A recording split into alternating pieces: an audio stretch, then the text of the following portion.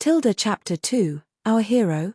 We now meet Zami, antisocial, a fan of technology, and charismatic towards himself, 5 foot tall, normal build, wearing a normal blue top and denim jeans, alongside a cool blue cap and light blue tinted sunglasses. He is currently a weapons engineer at Earth's base. While he is meant to help create more of what currently exists, he is creating his weapons to get himself more of an audience despite not wanting to get close to anyone. When he isn't with the technology, occasionally there are times when he likes to watch a sunset. It has been one thing that keeps Zami going, keeping him motivated, enabling time to think about the future, whether they are gadget ideas or anything else grander. He has invented all sorts such as blunt weapons that coat around your arm and even a full metallic suit. Now he has created a forearm shooter that can spray lightning, and he is going to try and pitch it to some of the president's men, or politicians for short. He mainly creates gadgets in his own house, but he also uses the time when he works at the base. Sometimes creating more of what currently exists like laser guns, the kind which you shoot for ages but if fired too many times, it will heat up and require a self-charge before it's ready for action again shortly after. He always likes to make progress towards his work, which also includes his aircraft, knowing every inch of his creations. While Zami did try and explain how unique this new invention is as well as his prior ones, they still got rejected, mainly because of the amount of electricity needed to fuel these. But what Zami can't quite reveal yet is that he's an alien who can produce his lightning, managing to get away with being a grey-skinned human. As he grew up in an orphanage of humans, revealing no powers, no one thought he was alien despite his skin. Acting like a human since his years as a toddler.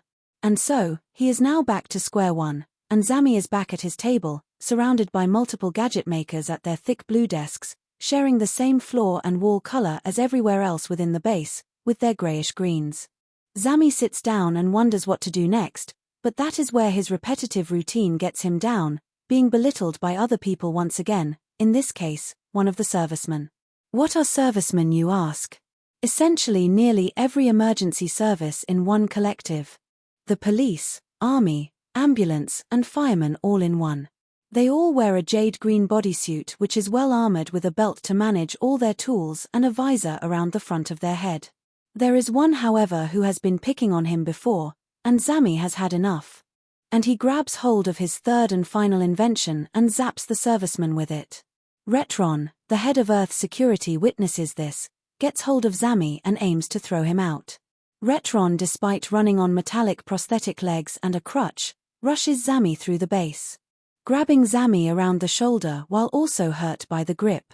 General Mike Gunner, in charge of the base, however, sees this, and so aims to try and get hold of Zami from Retron. Retron is eager to fire Zami for assault and chuck him out of the base. He likes to stick to his own rules.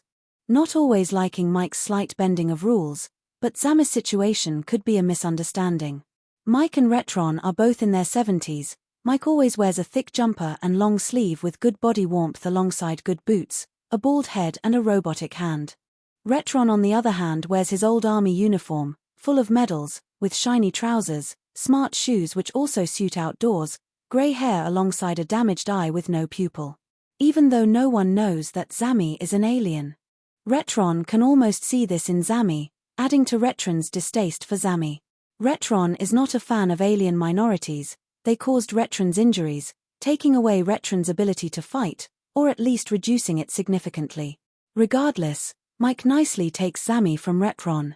Retron gets called in because there is some activity in space going on, too close to the Earth, and Mike takes Zami to his office, where both of them can have a chat. While Zami did zap someone, Mike gives Zami a small telling off. But he also believes in giving chances to others after wrongdoings.